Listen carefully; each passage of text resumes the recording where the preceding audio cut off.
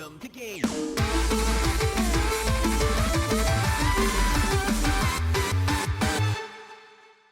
Hey guys, and welcome to GTeaLive.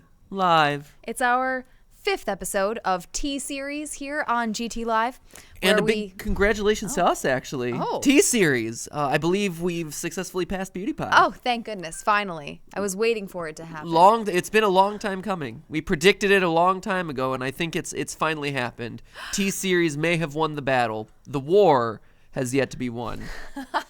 The war, which is the quest to 100 million subscribers. T-Series. I know they've actually changed that. I've seen PewDiePie tweeting out about that. It's like, oh, it's now down to the 100 million subscribers. Right. 100 million. Which a cool 100 mil. Man, shout outs to him for being determined to just stick it out to that point. I mean, it's a good number. It's a good round number. The thing is, it's not really in his control. It's like at this point, it's like, well, he's got like this tidal wave of momentum, and it's just like, all right, let's see where it goes. Keep surfing, man. I'd do the same thing. That'd be it's pretty awesome. I wonder pretty awesome milestone. YouTube has to come up with some other sort of plaque building to dedicate in his honor or something when he hits 100 million subscribers. The laser play button. Like if you got your silver, you got your gold, you got your diamond. What's cooler than diamond? Lasers. The laser play button. This is 100 million. It better do something really cool. So wait, it's just a laser display that says 100 million subscribers? I mean, it could be like Does it transport you through time or anything? This is 100 million subscribers. A series of lasers reflected to create a YouTube play button would be amazing. Amazing. I'm just saying. Lasers. Everything's got to be good. Lasers, by their nature, make everything cooler. And I could see them doing like, it's the platinum play, but the platinum's lame. No one cares about platinum. Like, oh, it's like a diamond record, platinum record, whatever. No, lasers. This is new media. This is new technology. Where are my lasers? Where are they? Anyway, guys, welcome to this episode of T-Series. This is, unfortunately, I think it's gonna. Are we live streaming tomorrow? No, we're live streaming. Okay, good. It's not our only live stream. No, we are still up for debate on whether we're live streaming today. We may or may not be able to live stream tomorrow. So today we really wanted to take the opportunity to talk about this week's fun stories in YouTube news. And there's plenty to talk about. There's a lot to talk about today. Yeah, this was a huge week for a lot of big announcements, including an announcement that I was a part of, which is the reason why we weren't live streaming, which we'll get to here in a minute. But before we hop into all the YouTuber tea spilling news, Stephanie, what are you drinking today? Today I'm going for a very straightforward mint medley. It's a gentle blend of spearmint and peppermint, caffeine-free and mighty refreshing. I was actually tempted to go with the tea that, I kid you not, is called the Nighty Night Sleepy Time tea. But I felt like that might not set me up for success for this live stream. you just like fall asleep midway through the stream. I'm just like, all right, and now it's just Matt Pat talk time. Right. Hello, everyone. So yeah, I did refrain from that, but I do have some really nice sleepy time tea in my Wonder Woman mug, which I really enjoy. It's actually sort of like the Team Wonder Woman mug. It's not actually mine, but I got a lot of comments on it the last time I used it. It is a mighty fine mug. Stephanie, you're a mighty fine Wonder Woman. Oh, thanks. Steph. Oh, pshaw. Pshaw indeed. And what are you drinking? I'm drinking unbranded Diet Soda X. Ooh. But new unbranded Diet Soda X. Yeah, definitely not that old unbranded soda. Nope. That spurned me. Yeah. This is the soda that is currently neutral towards me. And what more can you ask for in your foods? Either that they're friendly to you or neutral to you. Once they start spurning you, though, kick it to the curb. It's over. It's over. All right. Do you want to hop into the first story? # cancel. I know. Cancel culture. Before you start to feel too upset about certain soda brands, I think we should talk about your time at Stadia. Yeah, at Stadia. I was at the Stadia. No, visiting the Stadia. So this is kind of the story that we've branded today's stream around. This is the thing that I think a lot of the gaming community is really talking about in the wake of GDC. Not in the wake, kind of in the midst of GDC, which is the Game Developers Conference. You're like, I left, so it's over. I had had to do stuff. Unfortunately, I wanted to stay longer actually, but I couldn't. We never really get to hang around at events like that. No, too. it's a bummer. Unfortunate. We're get there and get out. But yeah, so earlier this week, I was at kind of the pre-show announcements for Game Developers Conference GDC. I was involved in the Google announcement that they're throwing their hat into the ring when it comes to gaming. Yeah. For a long time, gaming's been pretty stagnant. You've had kind of the same major players, Steam, PlayStation, or Sony, Xbox, Microsoft, and Nintendo. And that was really about it. You kind of had your PC side over here. You had a couple of consoles over here. And thus things were, and thus they existed. And now Google's like, haha, throw both of those in the trash. surprise, we're going to hop into the gaming ring as well. Yeah. And so they announced their new, it's not even a system. It's a weird thing to talk about because it's a platform. It's like if Google was your ultimate console but had like way more power than any console that anyone could ever afford to buy, and they're like running their console on their end, and they're just basically piping whatever comes out of it into your computer, so your computer has to do nothing. Yeah, it's one console to rule them all, I guess you could say. So they call it Stadia, which is the plural of stadium. Yeah. And by the way, this is not sponsored or not branded. No. Like he did the speech with them, and it's just something that we've actually been talking to them about for quite a while. Like this whole discussion started back 3-4 months ago or something like that, where we first got involved in talking to them about like what is this whole thing. We didn't know what the name was. Yeah, we didn't even know what the name was. I didn't find out. No one actually knew what the name was until literally like the dress rehearsal the night before. Like they had me in the room and I was just kind of like rehearsing my lines, and all of a sudden like there were new words where once it was called either stream or Yeti. Those were kind of the two code words, and then it was like, oh, Stadia, and they're like, congratulations, you pronounced it right. I'm like, oh, that's what it is apparently. But yeah, so we were we've been talking to them about partnering on it, or just having Matthew be a part of this announcement, and we really kind of grilled them about what for as much information as was like humanly available, or like they could possibly tell us before doing this, because we know the sense like the gaming community super sensitive, and so it was one of those things where we're having all these conversations leading up to it, and I'm really excited. Like I personally love this idea. So yeah, and I think that's one thing to call out here is there's a lot wrapped up into this. First off,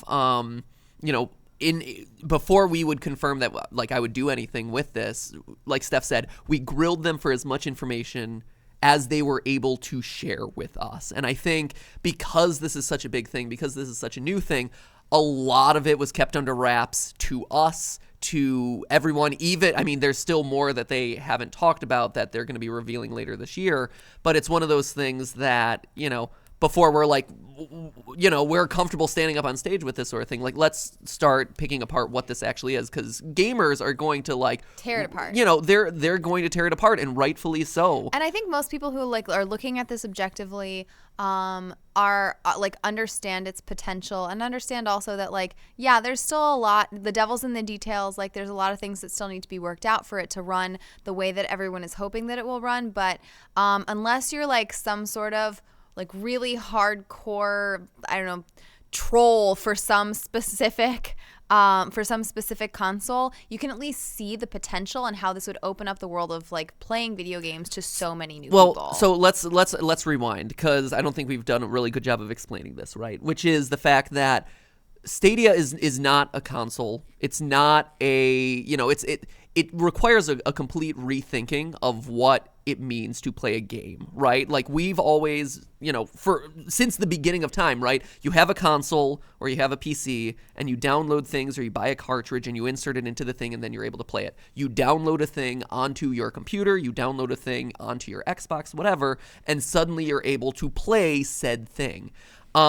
Stadia is different, right? Stadia is this concept of your phone, your computer, your TV wherever you have access to internet is suddenly your console. And, so and accessing a video game is now just like accessing a Google Doc. Like the same way you open a Google Doc is like sort of how you would access a video game, where you don't have to download it onto like whatever you're playing from. Right, exactly. And so, with that, you're able to span anything, right? And during the presentation, they showed in real time how this could work, where you're literally hopping from your phone, you pause the game, and you hop over to your TV, and you start exactly where that was in like less than 5 seconds. You pause it there, and you can hop to your tablet. Like, it's crazy, and it is. What I do know is it does work as seamlessly as that. Like, that was a real-time demonstration that they showed during the presentation. Now, I do want to call out, there's been a couple of really good, like, apt comments in the chat, which I think are totally relevant.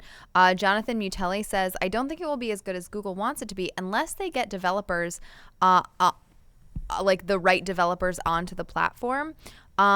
They won't, this all depends on the developers they get to actually agree to bring their games over to Stadia, which is totally true. Well, sure. And so I think, there's a lot to wrap up into this, right? So the first big announcement, right, is this idea that, the games kind of exist in this cloud and you use your internet across all your different devices to play them. And that in and of itself is a wild concept, just because, for years it's always been you have to buy a console in order to even or buy a computer in order to even access a lot of this stuff.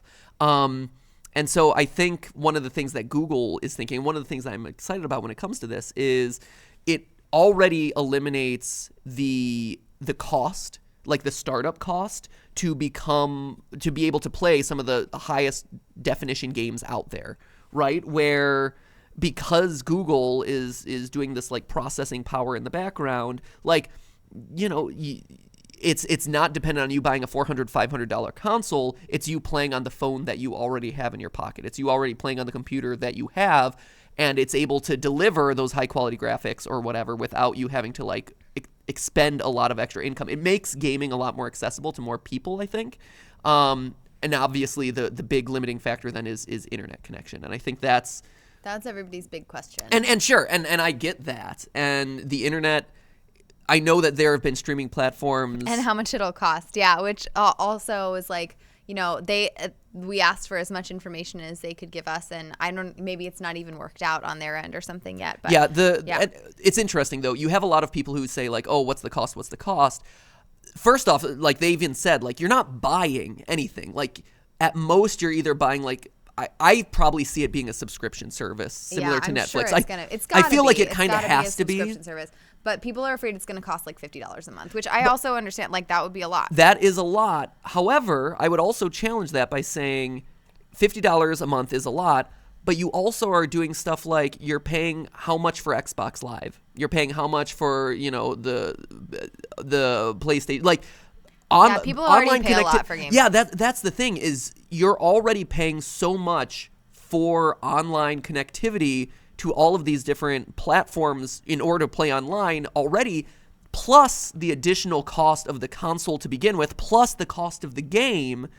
Now all of a sudden it's all wrapped up into whatever that monthly subscription fee is. I see it kind of balancing out. I know that there's like a lot of fears around that sort of stuff, but I totally see it as, instead of all of these kind of lead up costs and then there's a subscription on top of it, here it might be a slightly higher subscription cost, but it all kind of balances out to play the games. Yeah. Anyway, so Matthew is part of that. Anything else you want to say about that, like about either Stadia or about your like experience? How was it? Were you nervous?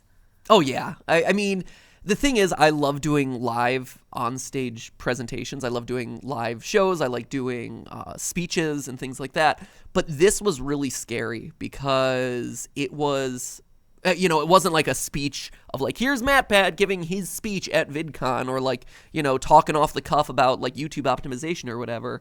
This was me being a part of someone else's big announcement, and, one that literally the teams there had been working on for... I talked to the one guy who'd been there since I think the beginning, and he's like, this has been 6 or 7 years in the making, 7, 8, some like 6 to 8 years in the making. I think he said. Culmination. And it would like to think about like I've been working on this project for so long, and then all of it comes down to like, this is our announcement. You don't want to screw that up for them. Yeah, and so, as YouTubers, I think like YouTubers are very used to performing in their own show, but they're not used to performing in someone else's show, which can which makes for like a very different dynamic if you're presenting as part of someone else's company. Like we don't own Google, we're not like Google employees, so you're just participating in their performance. Or if you're like on a TV show, or like other YouTubers have had Netflix series and stuff like that. And it's very different being a YouTuber who performs for yourself or participates in your own show rather than someone who participates in like a bigger production on TV or something like that. It's totally different. Yeah, it's tricky. And so there was definitely that anytime you're stepping on stage in front of a live audience, there's always that nervousness. But this was more so just because it was such a big deal for a big company. It was an honor to be selected to be the person to kind of like help represent the creator community. And even though everyone said you were gay. Sorry, man. Spoiler alert. I can't believe that people actually use that as like a valid. And they're like, oh my gosh, so gay. Like, what? Is that what? I didn't realize that was still a valid insult.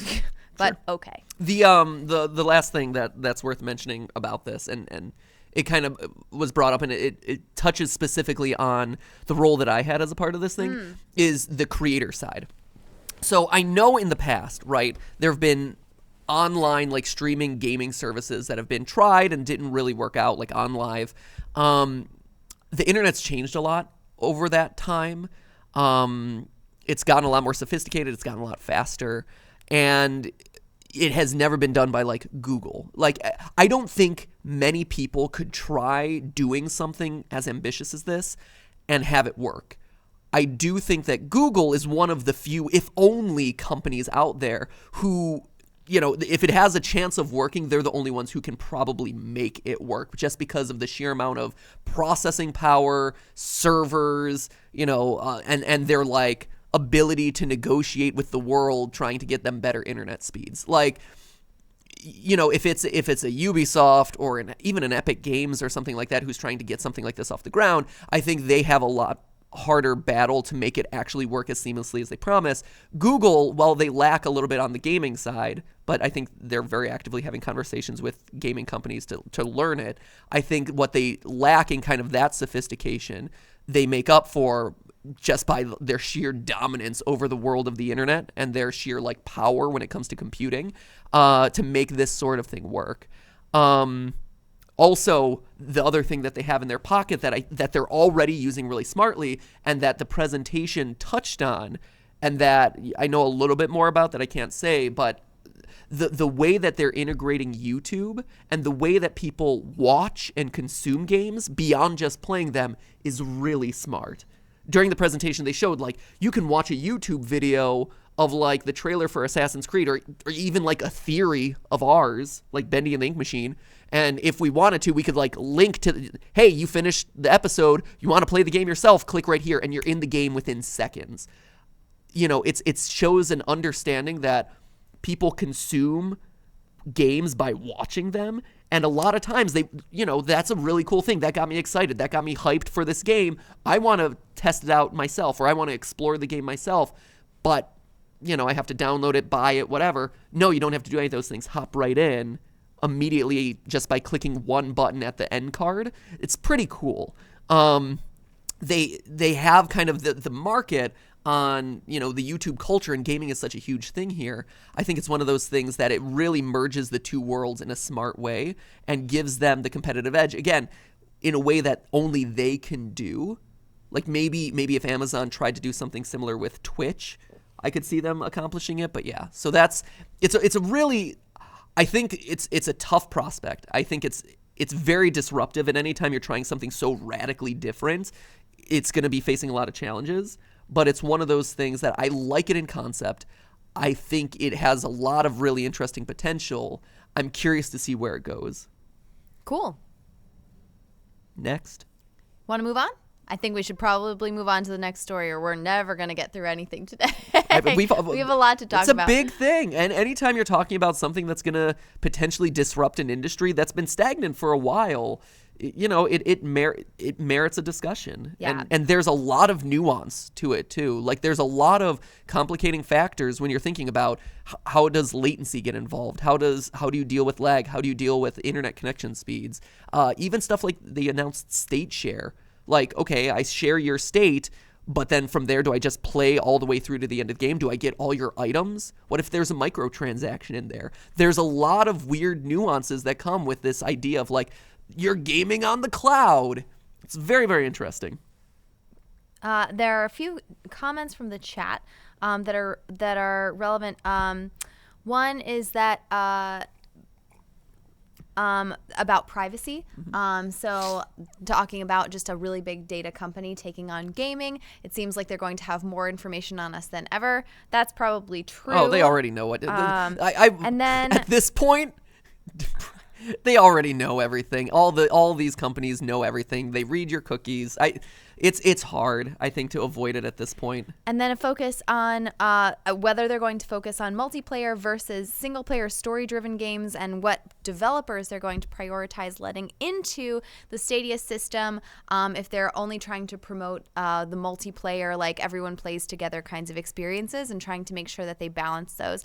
When you were there, you were specifically advocating for indie games because they haven't actually included some of those, like some of the big ones there yet. And we were like really encouraging them to go after some of like that, just like those in general, and trying to tell people about what the big ones were. Yeah, it was one of those things where just backstage, they're obviously keeping very tight-lipped about like what games they have confirmed, who they're talking to, things like that.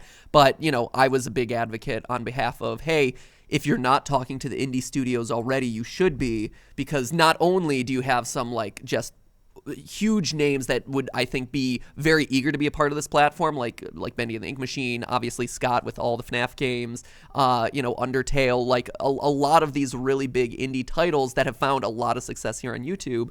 But also, just from a sheer money standpoint, I can't imagine the amount of money you have to pay to license like the EA library or the Activision library or whatever. But, for that same amount of money, I'm sure that you could get access to just, hundreds upon hundreds of indie development studios who would be more than eager to take that money and really run with it and design things that work as best as possible with kind of this new way of playing. So I think I don't know what they're thinking about. I don't know, exactly who they're talking to, but, I was there advocating on behalf of the indie games where I'm like, guys, if you're not already considering this, you need to start talking to these people because they're going to be so excited about this. The gameplay opportunities it opens up is very cool. And for a platform that really is trying to foster kind of this new sense of creative development without boundaries, this is the way to go. Yep. What do you want to talk about next? Hey, so one of the other things that happened this week that people were asking us about was Superwoman. Yeah. So like I mentioned before, it's very different when YouTubers are performing for themselves versus performing in a TV show or on someone else's show. And Lilly just got tapped to step into some pretty big late night talk show host shoes on NBC, right? It's NBC? Yep. Yeah. Any thoughts? Carson Daly, right? Yeah, she's stepping in for Carson Daly. She's going to be taking over. I don't know when that transition is actually happening. I think it's I don't know when that transition's happening, but it's the 1:30 a.m. time slot, or when they say it's the late show. It's the late show. The late show. Very, very late show. What are they calling it? A Little Late with Lilly Singh? I like that. Wait, is that what they're calling it? No, that's just the nickname I think that people are giving it online. That's adorable. I know, it's really cute, right? I didn't know. See, Stephanie knows more than I do. So thoughts? As someone, we both know Lilly. You know her better than I do. The last time we saw her was at a Google event in October of last year. I saw her at a Christmas party. Oh yeah, exactly. Yeah, I saw her at Joey Graceffa's Christmas party. So yeah, we see her around and about. She gave me a little. We had a white elephant gift exchange, and I think she was the one who got a little plastic version of Baby Spice, and she's like, "Oh, I don't really want this plastic version of Baby Spice," and I'm like, "I will take that plastic version of Baby Spice." I can't believe she didn't want plastic Baby Spice. I mean, Baby Spice was always the best Spice Girl. Oh, the best Spice. Were you a Baby Spicer? I was a Baby Spicer. Really? Yeah. Was everybody just a Baby Spicer? No. Baby Spice was controversial, I feel like. Do we have any other weigh-ins? Anyone else have a Spice Girl that they liked other than Baby Spice? I also bet the chat is half the chat's like, who are these Spice people that you're talking about? So an old girls group. They were like the NSYNC, but they're girls. Back. Being retro is cool. The 90s are back. Everyone knows who the Spice Girls are. You had Sporty, Posh, Scary, Ginger, and Baby. Exactly. Sporty, Posh, Ginger, Baby. Scary always kind of got the short end of the stick because she was scary, and so people didn't really want to necessarily identify with Scary. And I feel like Posh also sometimes got overlooked because people were like, no, but because she was so stuck up though. You didn't really want to be like, oh, I totally relate with Posh because she was kind of a snob. I think that people just didn't know what the word posh meant, and so everyone's like, what? All these other ones make total sense to me, but posh? What is this? What is this garbage? Must be one of those British things since they're a British girls group. It must be the Brits. Who knows? I'm seeing Sporty all day from I was gonna Red say, Sunflower 87. Sporty Baby was Spice popular. Controversial. Are you crazy? No, that was from Bread Bear. Baby Spice for Life says Flowering Flame. Spicy, spicy, spicy, spicy. And that's just a general love of the Spice Girls, I believe. That Rel was 95. from Mr. Krabs Scooby Doo. Sporty or Scary. See. Nice. See, Baby. I don't know. I liked Baby. I was young and influential. I thought she was cute. Right? Oh no, she was clearly the best. I also identified with her because she wasn't. Wait, Baby Spice, right? Yeah, absolutely. Yeah, because she wasn't a troublemaker, you know? Yeah, I can't abide by people. It's okay, I just want everything to be nice. I like that we've assigned all these personality types to the different Spice Girls who we know nothing about. Not have them. No, not Although at all. Emma Bunton, which is her real name, Wow. I know, went on to become like a mom of 3, and I think she just hangs out. Exists on her pile of money. Yeah, which why wouldn't you? Great. I mean, I think that's a great decision actually. Smart. And then Posh Spice, who is Victoria Beckham, went on to marry David Beckham. Not doing too bad for herself. She has a bunch of kids, but she has a whole fashion line and does all this other stuff. I don't really know about the other 3. Scary went on to. She's awesome stuff. Well, Scary's hosting, or at least she was a judge on America's Got Talent for a while. That's right. Yeah, I don't know if she was actually a really good judge on there. And then. What was it? Ginger ended up quitting the group early, trying to do her solo career, and it didn't work. And then I don't know what happened. Jerry Halliwell. So anyway, we've gotten a bit off track from Lilly. And Sporty, I don't know. So anyway, Superwoman. Speaking of the girl group, Superwoman. First off, it's always awesome to see other YouTubers get opportunities in the traditional media space. Yeah. Like anytime that you're able to see YouTubers cross over, it's exciting because I think it starts to break down the stigmas that we've talked about on the channel in the past, where a lot of old media, a lot of traditional media, they see YouTubers like they don't get it. They dismiss them. They think of them as like second-class citizens. And so the more crossover that you get, the better off I think you are, because it starts breaking down those walls.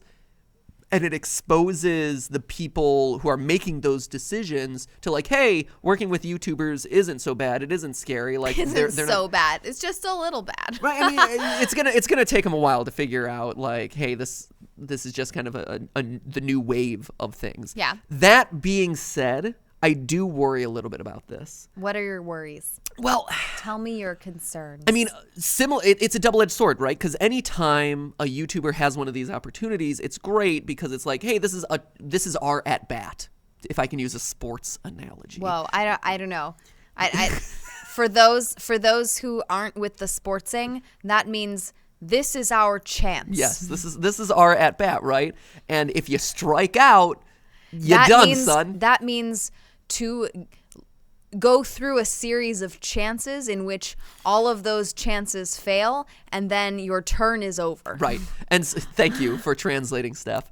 And so to me, I understand. There's a lot of pressure with these sorts of situations, right? Grace Helbig and the Fine Brothers a couple years ago had their at-bat. They had their chance. And neither of their shows ended up working. And it was, covered by all the press. Like, oh, look at the YouTubers. They didn't translate. No one watched their show. Yeah. These were hot messes. And the way that it's always framed in the media is, see, we told you so. Yeah. These YouTubers aren't talented. They have nothing to offer. And they're just... they're just online and doing stupid stuff for the kids. And that's really how it's covered when you read articles about it. And it's really sad to see that happen. And so we also don't want to see that happen again. Right. And so I think, yes, and it's been a decent amount of time since there's been such another, largely publicized opportunity like this that we're seeing happen with Lilly. And it's great, but it's also scary, especially if you ask me. I think, late night talk shows, late night comedy has a very specific connotation to it. It has a very specific style to it, right? So when I think of Superwoman and her channel and what she is most known for and what, she has, made a name for herself and is, perhaps most comfortable with, it's very much sketch comedy. It's very much like I am putting on characters, personas, personalities from people I know or my everyday life, people in my family, and making funny scenarios of them, making funny sketches. Late night is not that. Late night, in a lot of cases, is let's sit down on a couch and have an interview or do a game where you're being witty on a couch together. Yeah, you have to be really off the cuff. You have to be a comedian, but a comedian with someone else where it's not really your sketch. It's you have to respond in the moment in funny ways.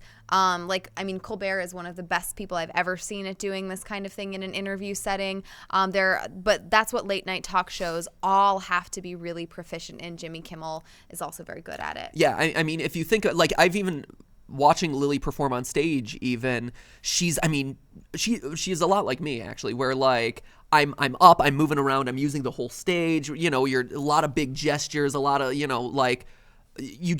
has a lot of energy, and I have a lot of energy, and it's to suddenly sit down behind a desk and kind of have to dial it in, or sit down for the camera and have to dial it in.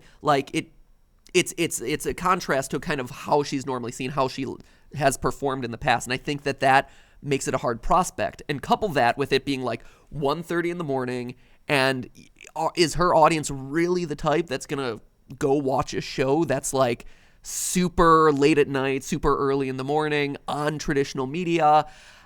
Or are they going to watch the clips of it on YouTube the next day? Right. So, and maybe that's the play, actually. It might be. Maybe the play is actually to build an audience on the places where young people are actually watching content, because they know that the show is going to get chopped up into pieces and then put over onto YouTube. And they're like, hey, everybody might not watch this at 1 a.m, but you can bet your butt they'll watch it at 9 a.m. the next morning on YouTube in 4-minute increments. Mm-hmm. And maybe that's the strategy. And that wouldn't be such a bad strategy, to be honest. Yeah. I also worry a little bit just in general about, I don't know, Lilly has taken a lot of breaks recently from her channel. She's, obviously been doing a lot of off-platform work, and, this being the latest of those, but she's done a lot. I mean, she knows The Rock at this point. She has a lot of celebrity connections, but she and Will Smith are like this. Her and that's all. Yeah, The Rock, Will Smith. Who else do you need to know at that point?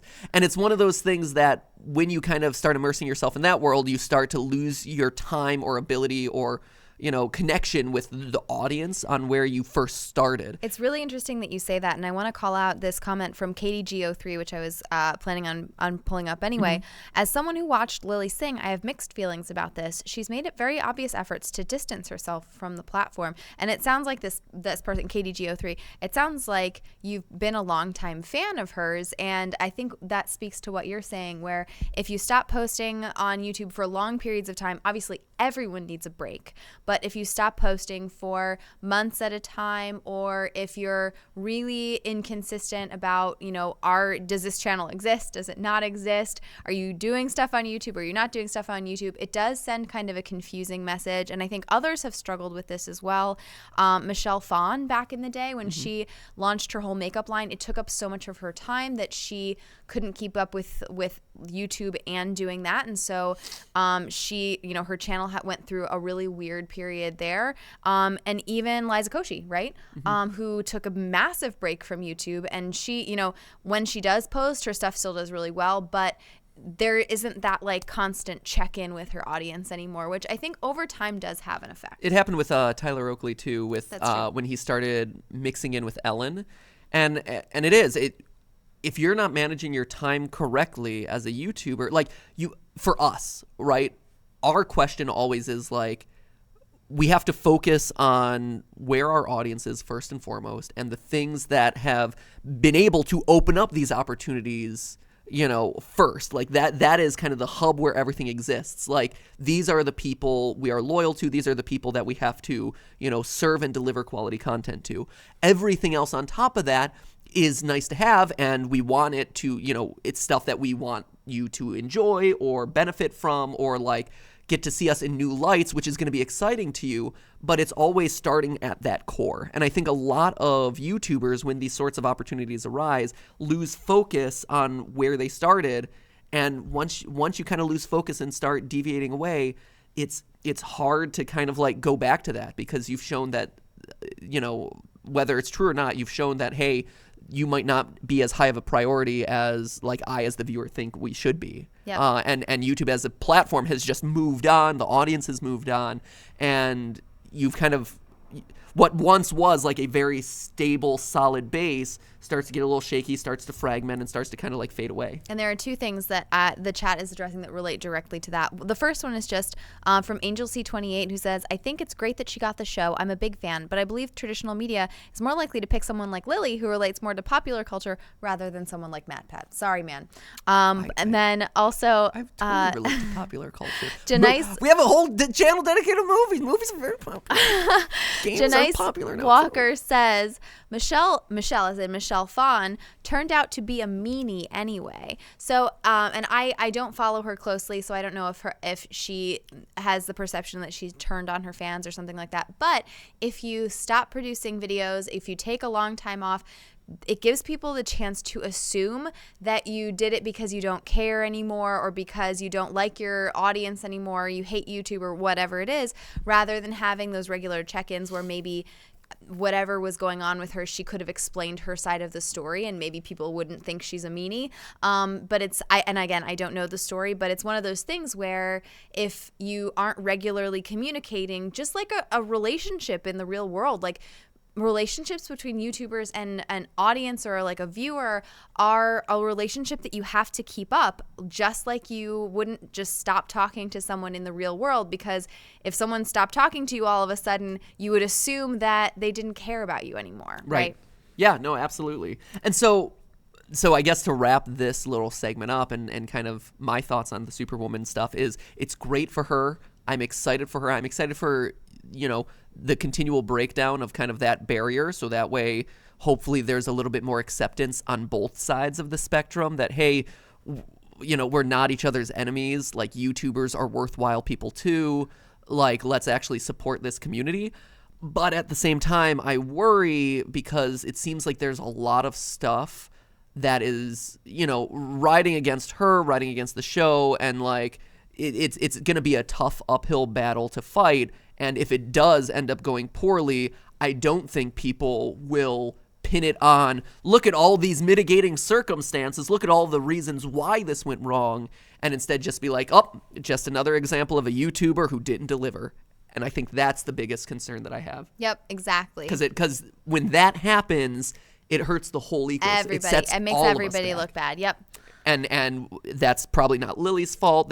It's just TV executives, just in a lot of cases, not understanding or knowing what's going on. Lily not wanting to pass up a really good opportunity. And but just Oh my sometimes gosh! it If doesn't you work. were offered that job, we'd be like, "Go for it!" Oh, yeah, yes! I mean, we would You'd figure out a have way to you make have it to say yes. You have to say yes to that kind of opportunity. All right, I think we are ready to move on. College. Let's talk about college. Let's talk about people's parents who bought them into college.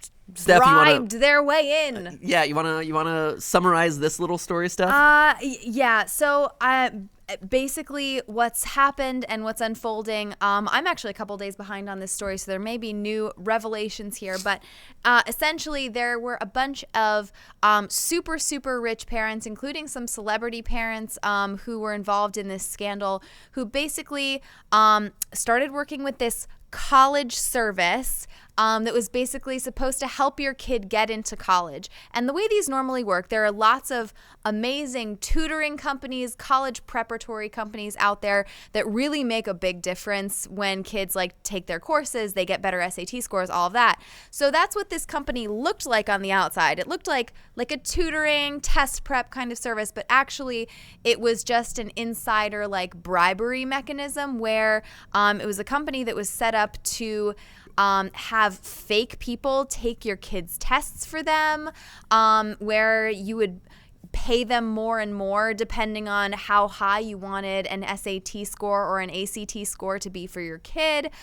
They would help fake college applications, or the best one is that they would secretly work back behind the scenes with coaches of college sports teams and fake that students were athletes. Like someone who had never played lacrosse in their life would suddenly get into college because they were going to be playing for the lacrosse team. Yeah, that a lot of the sports teams get a certain number of basically free passes. Yeah, they can pick like 20 kids or something. For the crew team. Yeah, they're not necessarily on scholarship for that sport, but they're specifically there because the coach of that team wanted them to come play whatever sport it was. And so they would this company would bribe the coaches behind the scenes to be like, hey, give us one of your 20 spots for this like schmo who's never picked up a basketball in their life or whatever.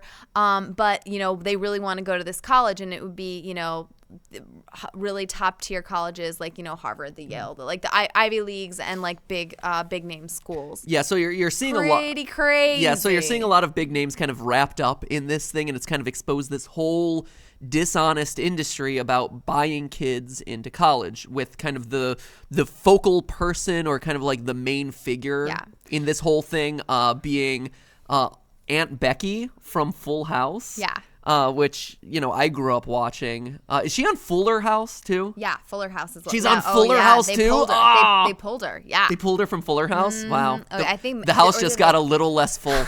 a little bit more room in the house at this point.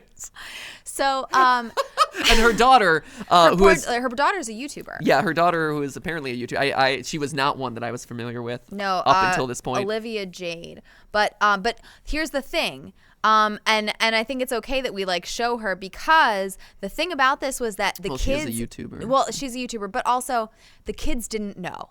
It's not like the kids were bribing these college coaches. Or the kids, most of the time, had nothing to do with it, which is the crazy part. And I mean, there's so many things about this story that are just insane. The kids like didn't know that they were like being bought into these colleges. But think about what that says for the parents. Mm-hmm. The saddest part about all of this, I think, other than that, like, obviously deserving people didn't get into those colleges because someone else like bumped them back in line by buying their way in.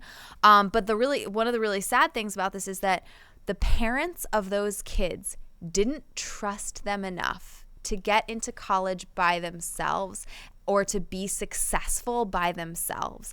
Can you imagine how little faith or how little trust or like how not proud of your kids you must be to feel like you have to buy them into college. Like, my kid is such an idiot that I have to buy them in. That's so sad. That's so sad. I mean, it's funny too, because apparently they did a BuzzFeed video. This is one I saw circulating around on Twitter, but they did a BuzzFeed video with Lori Loughlin, who is Aunt Becky.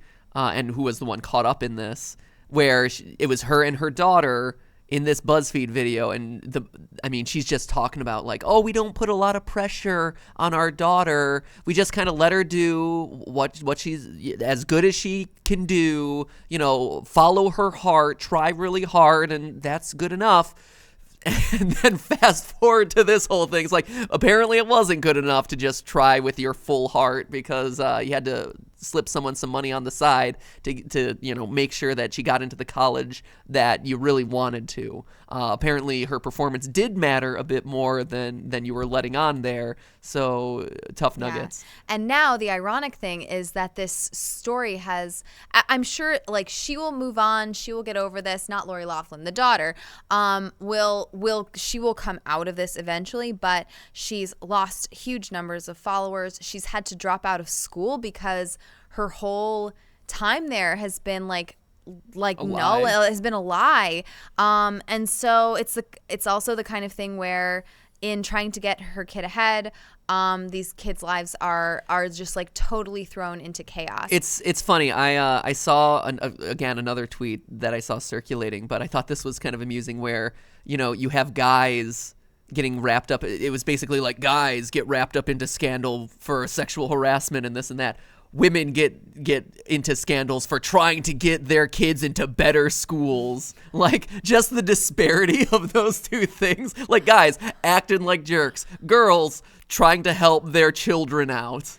I mean, help their children, but come on now. No. So, okay, so the other thing about this, right? Man, the other the real thing. tea of this, ooh, I think, also is that, okay, the real unbranded diet soda is that they found, right, this company that does this. But if anyone thinks that this is the only company that does this, they are crazy. I think this is actually an entire industry.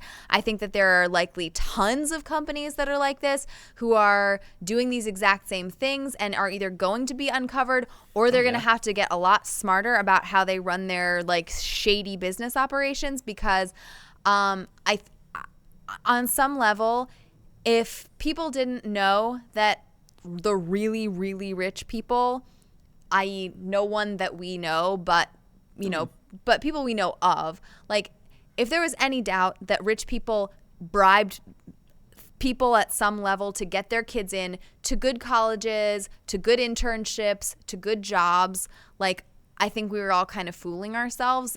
Absolutely, people do that. Is it fair? No, totally not. But it's something that it happens, and this is like kind of the first time where it's being brought into the light. Well, and I think that's the thing that is fascinating to me about this is, I mean, for years, and as people who went to college, we saw this sort of thing, right? Where you have this general mentality. It's a recurring joke, but it's not really a joke. It's just a truism that people are like, oh yeah, that person bought their way into college. Like, oh, that person comes from a big donor family to this college. And so the idea that like the super rich or the people that have the money are able to pull strings by donating to the alumni fund or buying a really expensive bench, or because benches cost an egregious amount of money. Like, we get hit up by the Duke Alumni Fund all the time, and they're like, "Do you want to help buy this bench for $20,000?" It's like, who the hell is paying $20,000 for a bench? No, go to Home Depot. Yeah, I'll buy you one for like $120 at the Home Depot.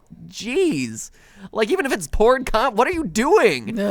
But it's one of those things, I hate right? the Duke. Matthew can tell you, I get really irate at the Duke Alumni Association because I had to pay off a lot of college loans, and I worked my butt off to pay off my college loans, like, so hard.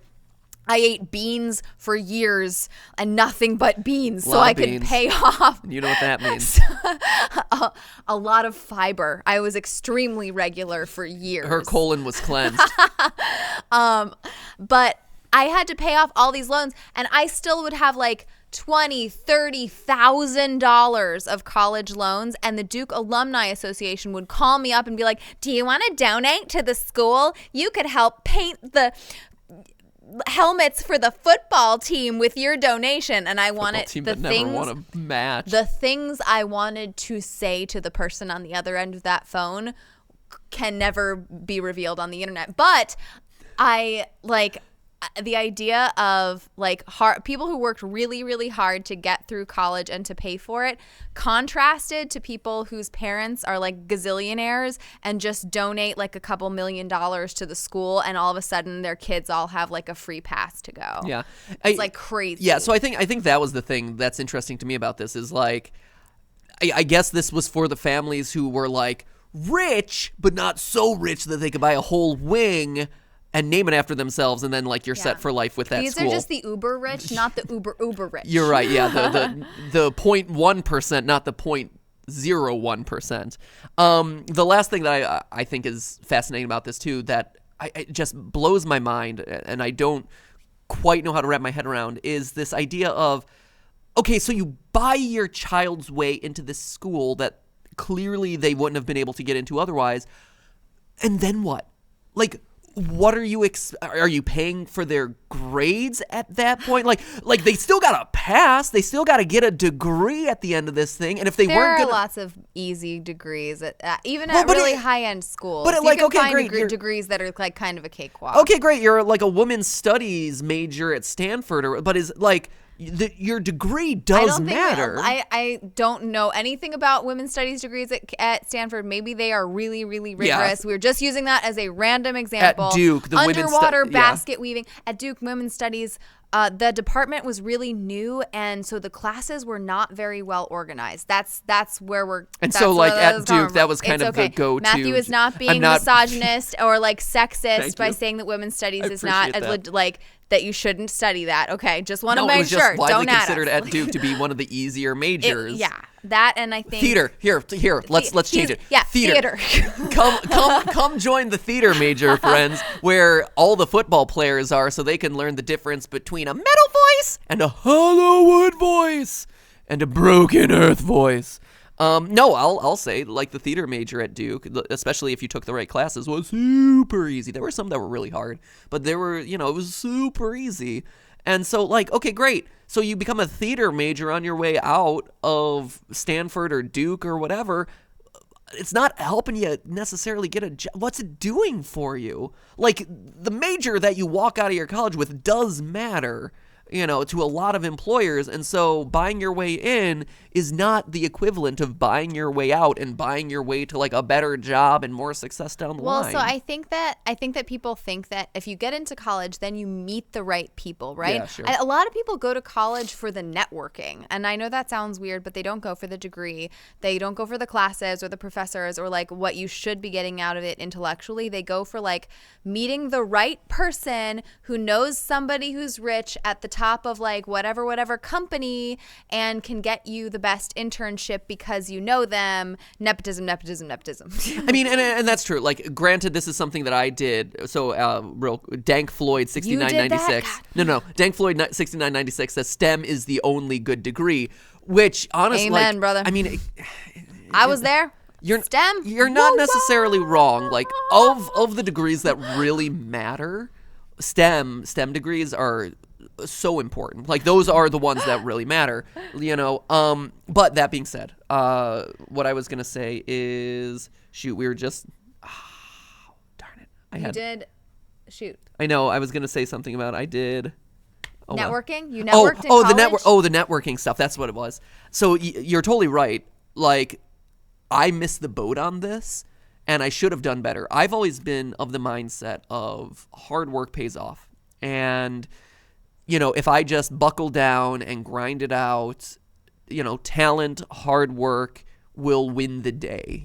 I like things that are meritocracies. I like things that reward smart individuals who are willing to just like, give it their all and grind away and do well.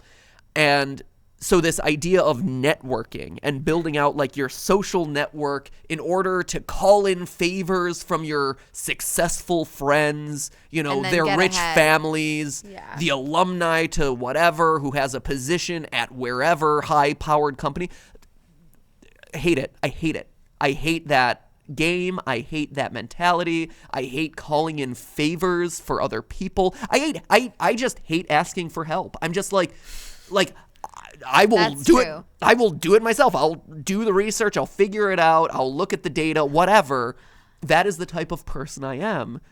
And that's a failing of mine. Like, quite honestly. And I, as a result, did not make the most of my college career. I would say the same, actually. I totally agree. And when it comes to networking and stuff, I will not admit this. I don't think there was any issue with this, but I will say Matthew and I went into like trying to find a job during the recession, and the person who got me my first job, I knew from high school. It wasn't like someone I went to high school with, but their dad worked at a company who referred me in and was like, hey, I'll pass your name along so that when your resume comes through the stack, someone like recognizes you and gives you a call back. And you know, I went through like a zillion rounds of interviews on my own from there, but I think having someone in your court to like mention your name or whatever, it really does help. And so I understand why people do the networking stuff, and that's what business school is all about. People don't go to business school to like, you can read business theory from like textbooks on Google, but you go to business school because you're trying to find like your next business partner or the next person to fund your company or whatever. That's the reason you go, and it's because of stuff like that, because someone just casually mentioning your name somewhere can just get you in the door. It's crazy, and like I hate that culture too, because it seems so random and it doesn't seem to be like tied back to the hard work that you do. But I'm like always torn between being like, no, I'm just gonna like, we're gonna grind everything out through hard work, and then on the other hand being like, but this is the way the world works, and you have to like get to know people because that's the only way that you're gonna like get out there in the world. Yeah, and I think that's a good way to kind of end this bit of the discussion is for any of you who are in college, for any of you who are planning on going to college or on the way to college, or even just out in the real world working right now. Like, first of all, don't bribe your way. Don't use the service that buys your test results. Even though it's really easy to fake your way into an SAT. That's just poopy. But the thing I would say is, you know, swallow your pride. Because I think that part of it is pride, at least speaking personally, like part of it is pride. Part of it is like, I don't need other people. Like, I can do this myself. And, you know, these are the rules of the game. And other people are playing, like, it doesn't necessarily seem fair. It doesn't necessarily feel all that rewarding in a lot of cases. But other people are doing it.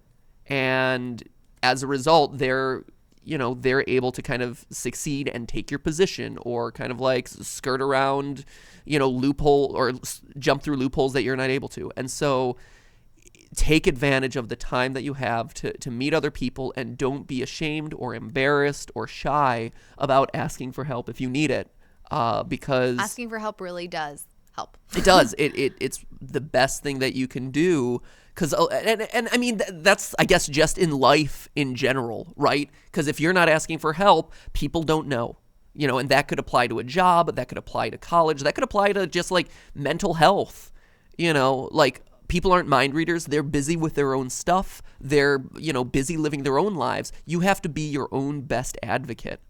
And you have to, in all of these places, in everything, right? And you have to let it be known out to the world, I need help. Yeah, and this is what I want to do. This is where I'm going. I need help to get there. Can you help me? Yep. I mean, that's it really is. And I think like the sooner you embrace that, really, the more of a difference it makes. Yeah, if I could do it all over again, like that is something that I would have done differently. Mm-hmm. That's something that, like, looking back, I wish I had known coming out of college as I went in, you know. That's exactly. I think it's something I learned way too late, and it's something I'm still not comfortable with, but it's something I've forced myself to get better at, and it makes a huge difference.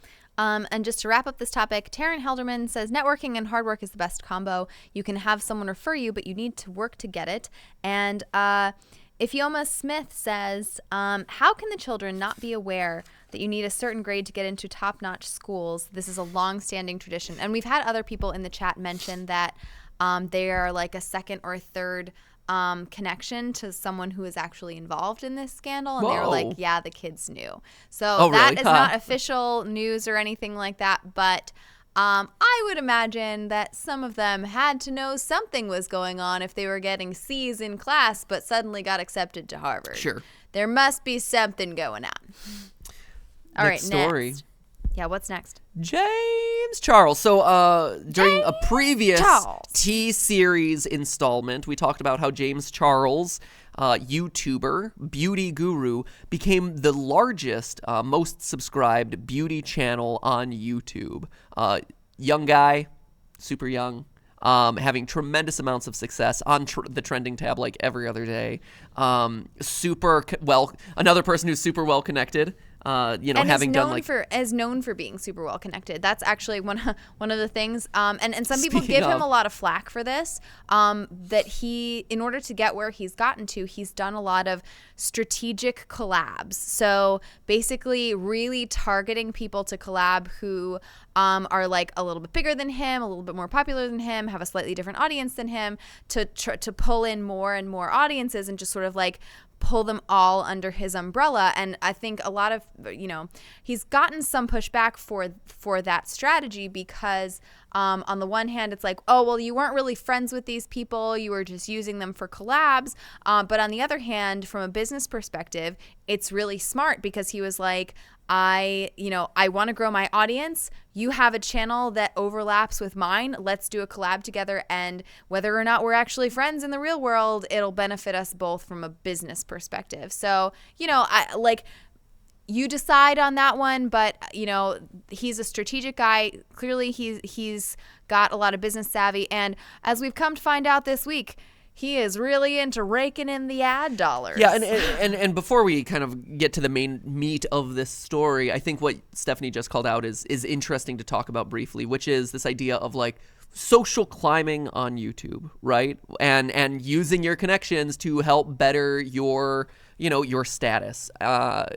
Like Steph said, say what you will about it, but again, it's one of those things like we just talked about in the previous story where, hey, people are doing it, people are playing that game, and they're seeing a lot of success through it, so can you truly fault them for playing by the rules of those games? Like, it's tough. You have to kind of draw your own personal ethical lines. Like, what are you comfortable with? What are you not? I mean, tell you what, I don't think in the music industry people are collaborating, Cardi B and Bruno Mars. Do you think that they just had a collaborative song come out? Like, are they best friends? No, probably Their record label set them up. Hey guys, you're really popular. You're really popular. Let's put them together.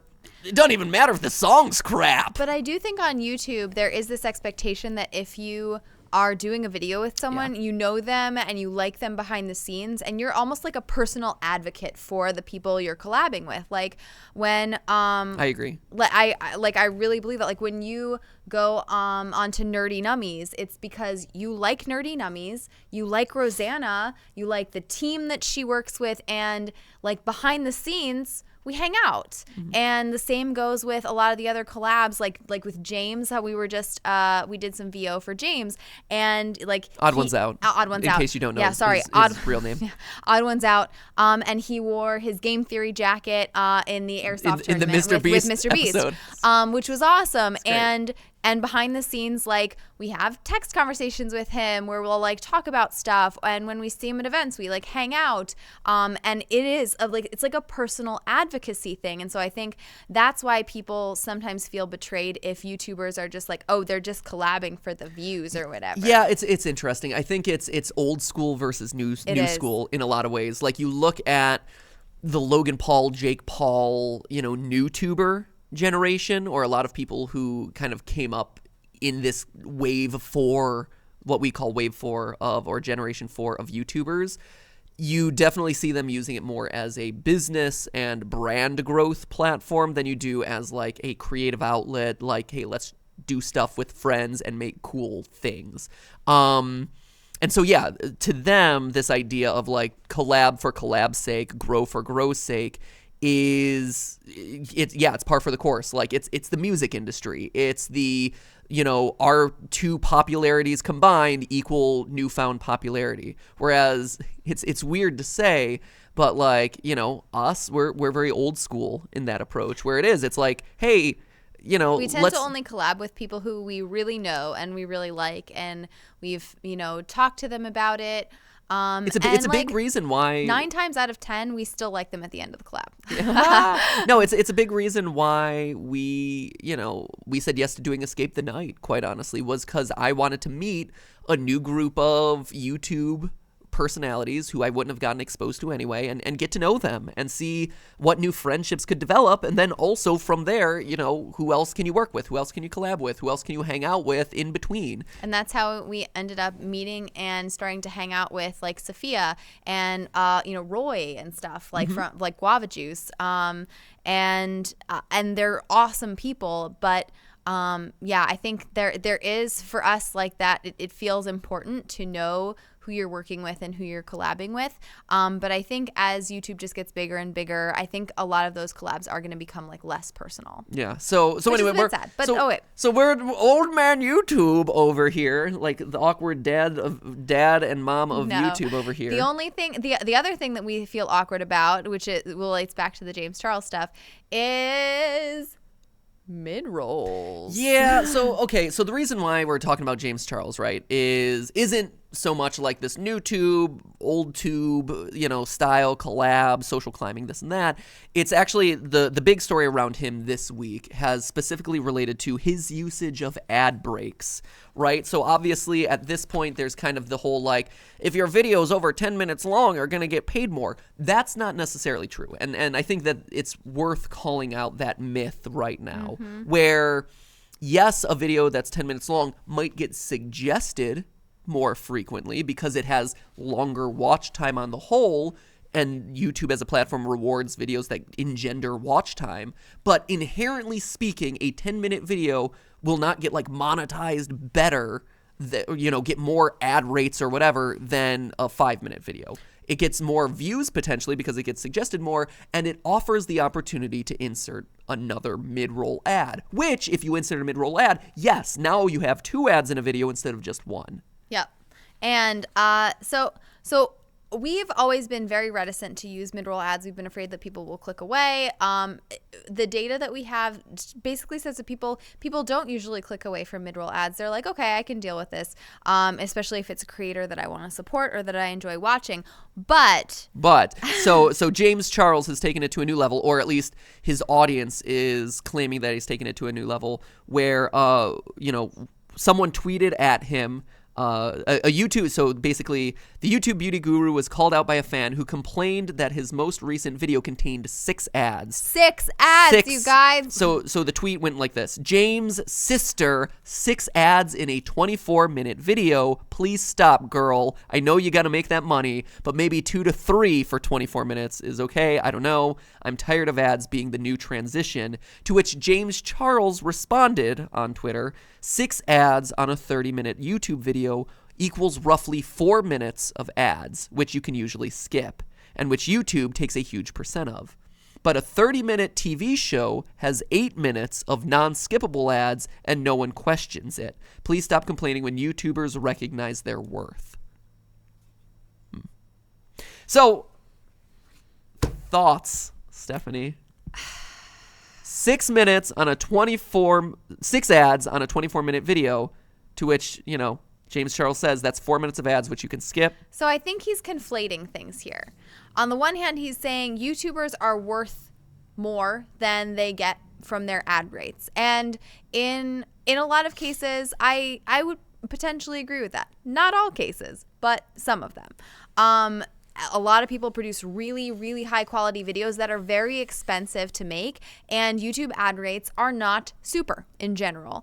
And so he says, don't complain when YouTubers realize what they're worth. Now, realizing what, no, hold on. Okay, yep. Because when he's saying that YouTubers realize what they're worth, he's saying that you, the audience member, need to be the one to realize that and sit through the ads, not you, the advertisers who are placing those ads, need to pay more for them. So I think he's clapping back in the wrong direction to me. And this is just my opinion. I think he's clapping back at the wrong people. He's clapping back at his audience, who are the ones watching him day in and day out and supporting all of his videos. He's blasting them with ads. Meanwhile, the advertisers still get to pay the same super low ad rates on YouTube that they've always been paying, and they're paying way more for those television ads, which are the ones he's comparing it to. Yeah. So it's like, if you're gonna clap back in the right direction. Yeah, That's my hot take. You know, more power to him being like, YouTubers are worth more. But yeah, they're worth more to advertisers. Stop penalizing your audience. And in the same breath, I will say that, again, 2 to 3 ads, I think that is actually a much more acceptable level. I think that's actually fine. PewDiePie puts a lot of ads in. Other people do this. I think it is fine to have more than one ad in. I think that's a bit excessive. 6 at 24. I think 6 is a lot. What is that? One every 4 minutes? Yeah.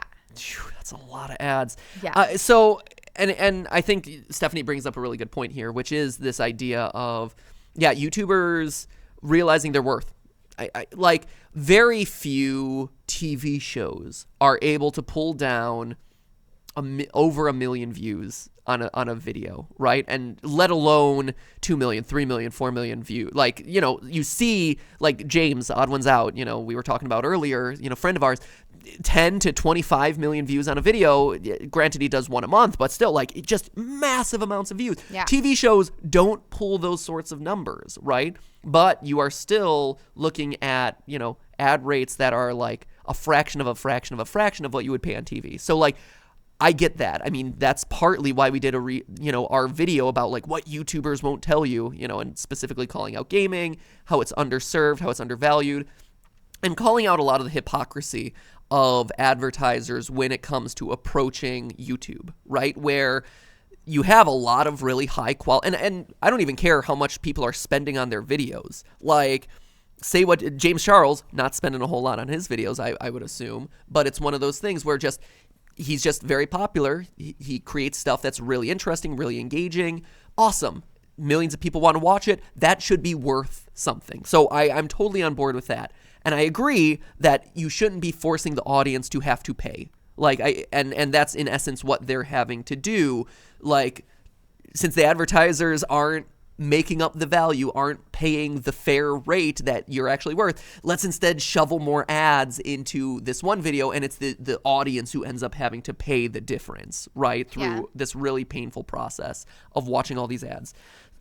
I like Steph said, we've never been big fans of mid-rolls. We've never been big fans of shoving more ads than that. Like, I feel guilty about putting, like, the ad at the end of the video as well as the beginning of the video. Like, we've never been those people. However, in this new YouTube ecosystem, and this is spilling the tea, we're feeling more pressure to insert more ads. Like, Speaking of which, thank you for our sponsor today. They'll be playing right now. No, I'm kidding. They're not. There's no mid-roll playing right now. There might be. I mean, we insert a mid-roll on the live streams every 15 minutes, I think, every is our 15 policy. minutes. So 15 minutes. So in James Charles language, we should have like 14 ads in a live stream. I mean, so for every ad that we're playing, he's playing 3.5. It's a lot. It's a lot. lot. I don't know. Anyway, so... And it puts us at a disadvantage. I mean, honestly, again, this is one of those, like, we're old school. But YouTube actually encourages creators now to put more ads in videos. So on the one hand, in James Charles' defense, his partner, like his contact at YouTube, may also be specifically telling him to shove more ads into videos. That's not a joke. Yeah, I struggle with this because we just had a meeting not too long ago with YouTube where they're like, you do realize that, you could, if you're worried about your ad rates, you can shove more ads into your videos, and it's. And like, you're like, no, maybe that's not the best idea. But they're literally just like, you could always just put more ads in.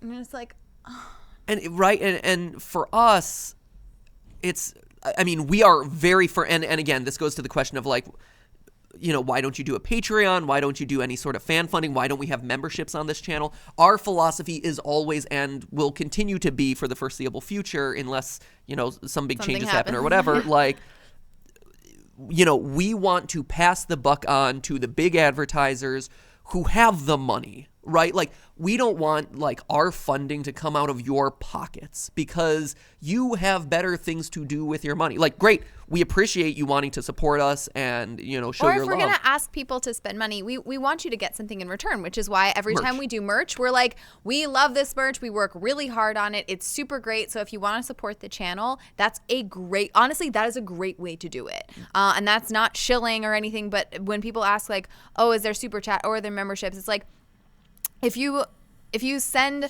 money towards something on this channel, we feel really strongly about you getting something in return, which is why we work really hard on the merch that we do. And yeah, buy some socks. You know? Yeah, I mean, honestly, because then you get a really good, high quality physical product that we spend a lot of time on and that, you know, is actually worth the value that you're getting. Like, yes, you can send us, you know, like digital money and this and that, but I don't know, like having a physical product that you can show and wear and that keeps you warm and that reminds you, like that is just so much more valuable to us. If we had digital goods that we could send, you know, maybe that would be a thing too. It's just like, for us, that's kind of always been our philosophy. But in this new YouTube ecosystem where you are seeing creators shoveling ads everywhere into their videos, you know, we're hearing, like you said, like from YouTube, hey, consider putting more ads into your videos. Yeah. And two, think about this, right? Can you blame YouTube as a system for undervaluing videos that aren't delivering as much money? Think about that. Yeah. Like, consider this, right? Like, there's a limited amount of free space on YouTube on your watch page, right? In your suggested video on your homepage. You know, there's only a handful of videos that can show up in all those prime places. And so if I'm YouTube and if I'm the algorithm of YouTube, am I going to be showing you the videos that are free or getting me a couple cents for every view? Or am I showing you the videos that have like, you know, 3, 4, 5 ads in it that are going to get, you know, a bunch of watch time through all those ads and are going to get me, instead of, you know, a couple cents off of the one ad, you know, 10 cents, 15 cents, 50 cents off of every individual view, off of the 3 to 4 ads that are getting pumped into that thing. Yeah.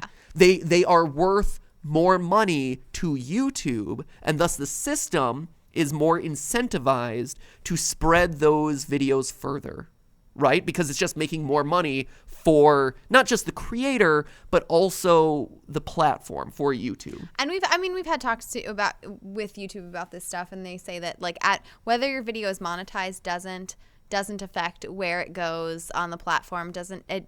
If a video doesn't have ads or you don't want to run ads on your video, they're not going to suppress it or anything like that. So we have had that conversation with them, but it does continue to be like this interesting question to talk about. Right? And I mean, you can't necessarily blame them, right? Like, it's a platform that has to earn money like everyone else. And so, you know, you want to earn as much money as possible. And it's expensive to run YouTube. It's expensive to deal with all the employees and all the servers it takes to feed high quality video to, you know, billions of people around the world. I get that. I understand. But at the same time, similar to the collab social climbing stuff, it's one of those things where I'm very old school, and I'm like, just by the nature of what we do, I don't want to shove a bunch of extra ads in there, because I, as a viewer, would get annoyed by them. Right, exactly. And so if in future game theories and film theories you see more ads, I'm sorry.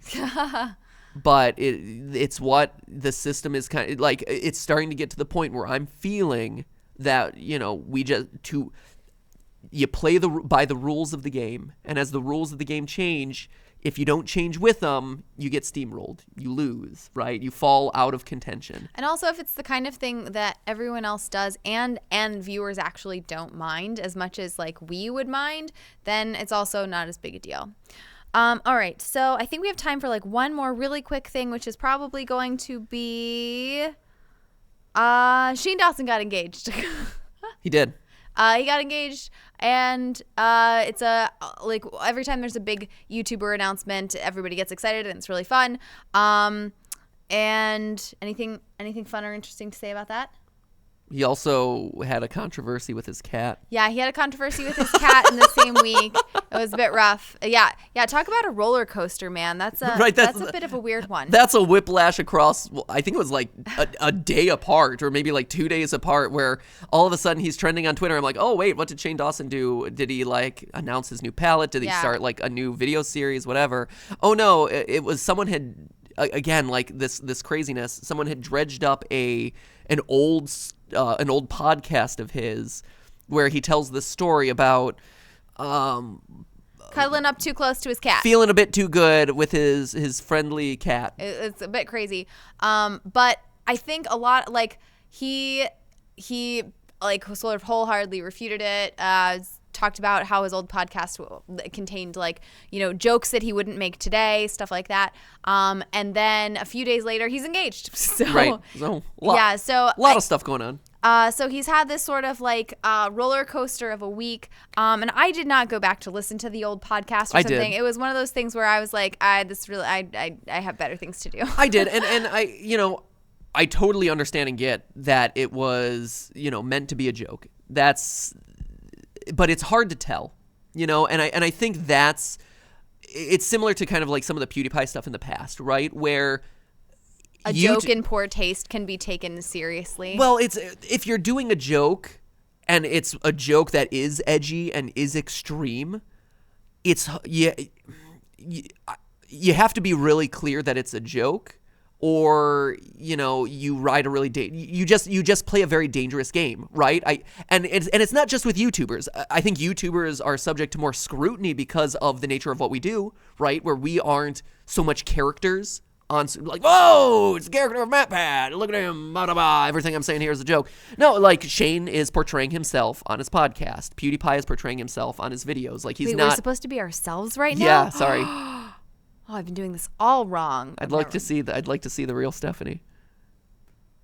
No, this is it. Sorry, this is all you get. No, this is it. And so like I definitely think that, being a YouTuber, people are just more inclined to think that everything that you're saying and everything that you're doing is legitimately from you as a person, not necessarily you as a character or you as an entertainer, right? So in that podcast, when he's like, got a little bit too close to my cat, yeah, I'm sure. Like even listening to it, in the wake of this whole thing, I'm like, oh, I wouldn't have necessarily thought that was a joke. That it's just a story.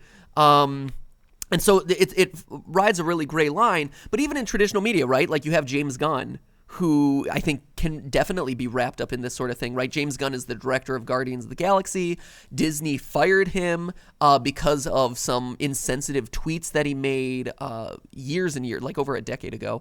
And he's like, those were jokes. I was trying to be shocking and edgy, and my comedy back then was distasteful. But, it wasn't meant to be in any harm. It was just shock jock stuff. Which is the same stuff that PewDiePie was doing and the same stuff that Shane was doing.